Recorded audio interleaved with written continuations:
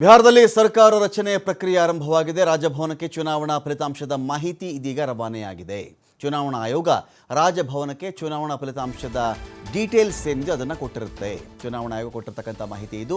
ಸಂಪುಟ ರಚನೆಯ ಸಂಬಂಧ ಕೇಂದ್ರ ನಾಯಕತ್ವ ಚರ್ಚೆ ನಡೆಸ್ತಾ ಇದೆ. ಇಲ್ಲಿ ಅಂದರೆ ಯಾರೆಲ್ಲರನ್ನ, ಯಾಕೆಂದರೆ ಒಂದು ಅಲಯನ್ಸ್ನಿಂದ ಒಂದು ಸರ್ಕಾರ ರಚನೆ ಆದಾಗ ಸಣ್ಣ ಪುಟ್ಟ ಪಕ್ಷಗಳಿರಲಿ, ಅವರು 5 ಸ್ಥಾನ ಗೆದ್ದಿರಲಿ, 10 ಸ್ಥಾನ ಗೆದ್ದಿರಲಿ, 20 ಸ್ಥಾನ ಗೆದ್ದಿರಲಿ, ಅವರಿಗೆ ಈ ಸಂಪುಟದಲ್ಲಿ ಎಷ್ಟರ ಮಟ್ಟಿಗಿನ ಸ್ಥಾನ ಇರುತ್ತೆ, ಯಾವ್ಯಾವ ಖಾತೆಗಳನ್ನು ಅವರಿಗೆ ಕೊಡಲಾಗುತ್ತೆ, ಇದಕ್ಕೆ ಸಂಬಂಧಪಟ್ಟಂತೆ ಕೇಂದ್ರದ ನಾಯಕತ್ವ ಒಂದು ಕಡೆ ಚರ್ಚೆ ಮಾಡ್ತಾ ಇದೆ.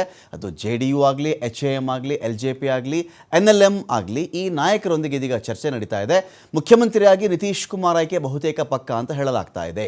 ನಿತೀಶ್ ಕುಮಾರ್ ಅವರ ಆಯ್ಕೆ ವಿಚಾರಕ್ಕೆ ಸಂಬಂಧಪಟ್ಟಂತೆ ಒಂದಷ್ಟು ಅನುಮಾನಗಳಿದ್ವು.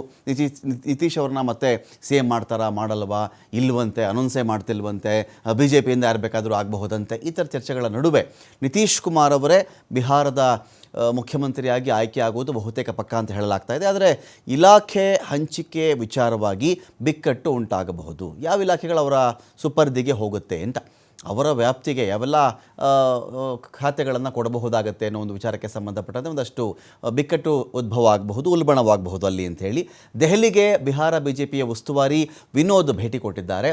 ಮಾತುಕತೆ ನಡೆಸುವುದಕ್ಕೆ ದೆಹಲಿಗೆಯಿಂದ ತೆರಳಿರೋದು ವಿನೋದ್ ತಾವಡೆ. ಅಮಿತ್ ಶಾ ಅವರೊಂದಿಗೆ ಪ್ರತ್ಯೇಕ ಸಭೆಯನ್ನು ನಡೆಸ್ತಾ ಇದ್ದಾರೆ ತಾವಡೆ. ಇನ್ನು 4 ರಿಂದ 5 ದಿನಗಳಲ್ಲಿ ಬಿಹಾರದಲ್ಲಿ ನ್ಯೂ ಗವರ್ನಮೆಂಟ್, ಹೊಸ ಸರ್ಕಾರ ಅಸ್ತಿತ್ವಕ್ಕೆ ಬರಲಿದೆ.